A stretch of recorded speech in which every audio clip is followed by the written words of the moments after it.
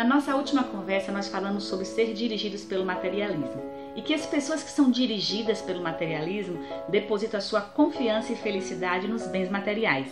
Vimos também que é melhor escutar o que a Bíblia nos diz em 1 Coríntios capítulo 4, versículo 18. Não atentando nós para as coisas que se veem, mas para as coisas que não se veem, porque as coisas que se veem são passageiras, mas as coisas que não se veem são eternas. Hoje nós falaremos sobre ser dirigidos pela necessidade de aprovação. Pessoas dirigidas pela necessidade de aprovação são controladas pelas expectativas dos outros.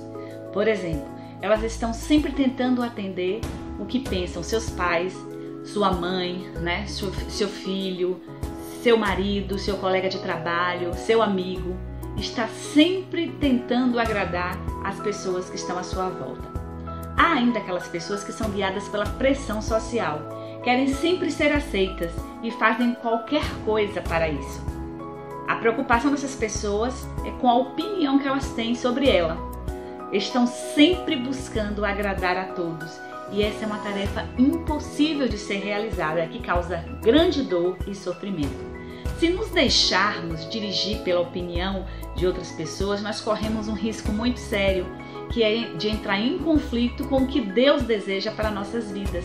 Porque não raramente as pessoas divergem dos princípios de Deus para uma vida satisfatória.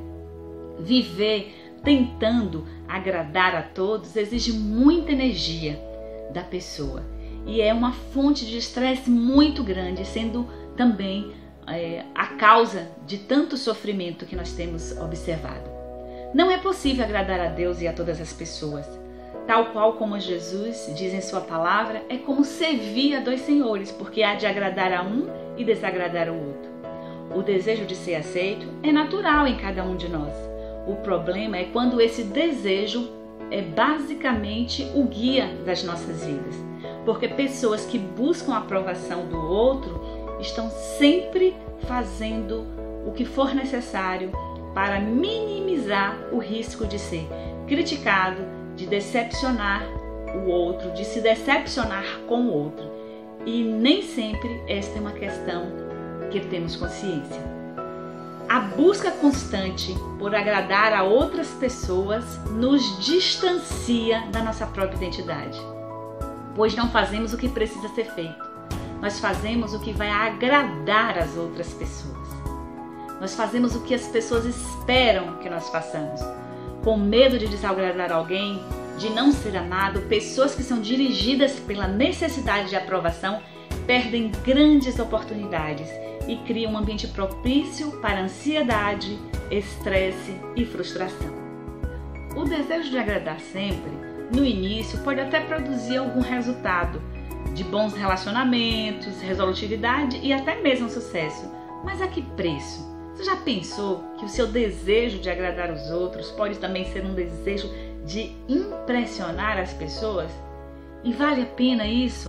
A verdade é que com o passar do tempo fica difícil sustentar toda essa cobrança que nós fazemos para nós mesmos, porque ela não está alinhada com aquilo que nós acreditamos, com aquilo que faz sentido para nós.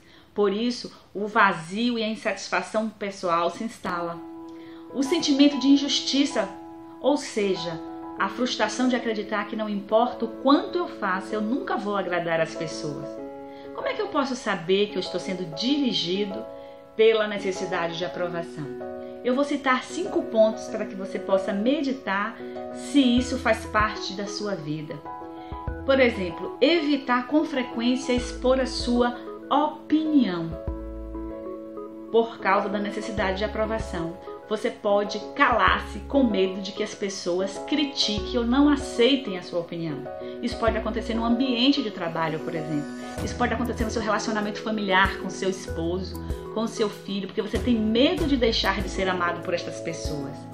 Um segundo ponto é não conseguir dizer não, mesmo que isso custe atender uma necessidade sua. E nós precisamos aprender a dizer não. Não precisamos ter medo de não sermos aceitos porque dissemos não. Mas para que nós tenhamos essa condição, nós precisamos saber quem somos, qual é a nossa identidade, e que quem somos não depende se nós agradamos ao outro. As pessoas não amam a gente só porque nós a satisfazemos. Nós temos um valor para estas pessoas e nós precisamos estar cientes disso. O terceiro ponto é que podemos estar constantemente preocupados com o que as pessoas pensam sobre nós, sobre o que nós falamos, sobre o nosso comportamento, e nós ficamos muito estressados. Será que o que eu fiz, o que eu falei, eu machuquei, eu desagradei? Será que a pessoa está chateada comigo? E o quarto ponto é mudar de opinião com facilidade só para se encaixar com a maioria. E o último e quinto ponto é basear as minhas emoções de acordo com a aprovação ou não. Por exemplo, triste se as pessoas não me aprovam e alegre se eu tenho uma aprovação externa, né? Se as pessoas aprovam, celebram, batem palma por aquilo que eu fiz. Como então eu posso fazer para me livrar da necessidade de aprovação?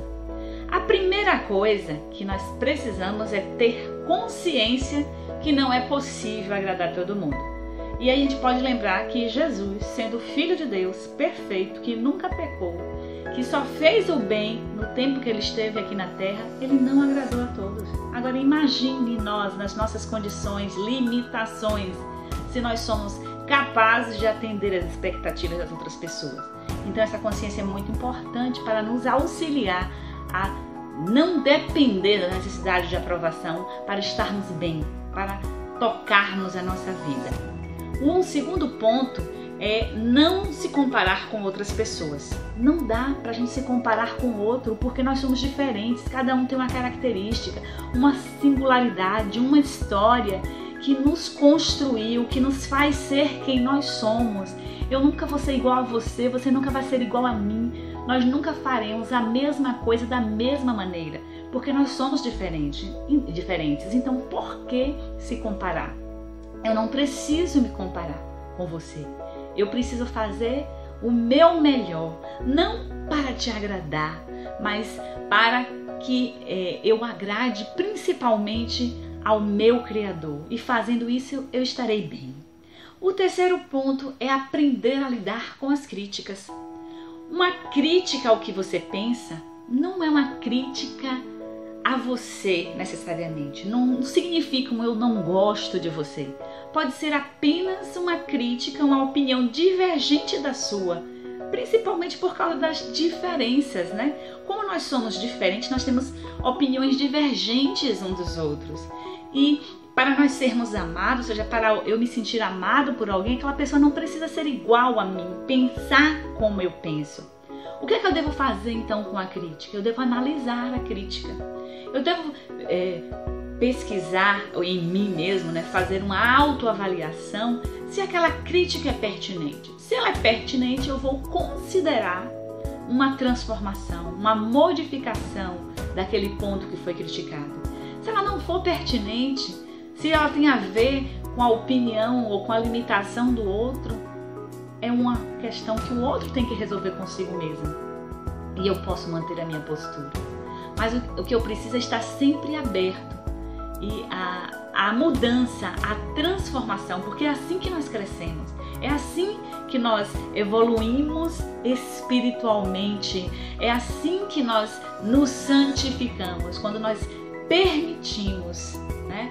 Nós nos analisamos e queremos entender porque, de certa forma, as pessoas não nos veem de uma maneira diferente de nós. Mas isso não é razão para que eu entre em tristeza, em depressão, em desespero. É apenas para minha reflexão, autoavaliação e para proporcionar o meu autodesenvolvimento. Sou eu que vou fazer isso não para me cobrar, para que eu sofra, mas para que eu possa crescer em conformidade com o que Deus diz sobre mim. O quarto ponto é entender o meu propósito. Qual o meu propósito? Identificar o meu propósito. Saber quem eu sou, saber que eu sou diferente dos outros, que eu não sou nem melhor nem pior, que eu sou diferente somente. Isso é muito importante, porque quando eu sei quem eu sou, a crítica, ela vai ser apenas um adendo no meu desenvolvimento, no meu crescimento. A aprovação do outro vai ser bom ou ruim, mas sem causar maiores danos, não vai me impedir de viver uma vida plena. Porque eu sei quem sou, eu sei para o que eu vim neste mundo, eu sei quem é meu Criador, para que Ele me criou. E isso é muito importante. Eu sei que eu tenho uma missão aqui na Terra, e a minha missão é fazer a vontade do meu Pai. Então a minha missão não é agradar a todo mundo, não é fazer a vontade dos outros. A minha missão é fazer a vontade do meu Pai. E nada é mais importante, como diz Rick Warren, né? Daquele livro Uma Vida com Propósito, né? Nada é mais importante do que conhecer os propósitos de Deus para a sua vida. E nada pode compensar o prejuízo de não conhecê-los. Nem o sucesso, nem as riquezas, nem a fama, nem os prazeres. Sem um propósito, a vida é um movimento sem sentido, uma atividade sem direção. E acontecimentos são acontecimentos sem motivo. Sem um propósito, a vida é trivial, mesquinha e inútil. Pergunte-se: qual a força que dirige a tua vida? É a opinião da tua família? Dos teus amigos? Dos teus colegas de trabalho? Ou o que importa para você é fazer a vontade de Deus? Hoje nós chegamos ao fim desta série. Em breve estaremos de volta com novas reflexões para uma vida satisfatória.